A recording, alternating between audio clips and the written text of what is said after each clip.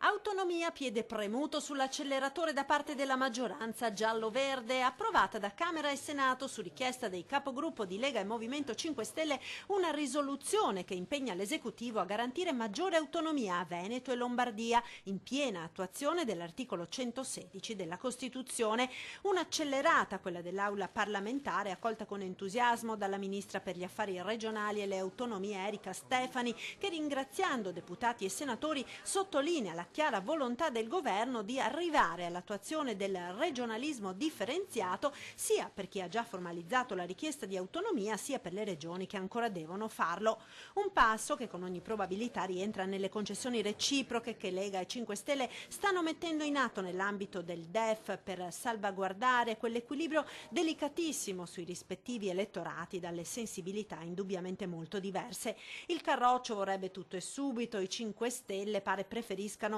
un percorso più graduale. Tant'è, sul fronte opposto non mancano le perplessità e le obiezioni, soprattutto sull'aspetto dei criteri da adottare per concedere le maggiori competenze richieste, come quelle sollevate dal presidente della regione toscana Enrico Rossi, che vorrebbe una maggiore autonomia per tutte le regioni che chiedono l'allargamento delle prerogative previste dalla Costituzione e considera poco realistica la richiesta di trattenere i 9 decimi delle tasse combinate alle 23 materie, tanto cara al Veneto e al presidente Zaia.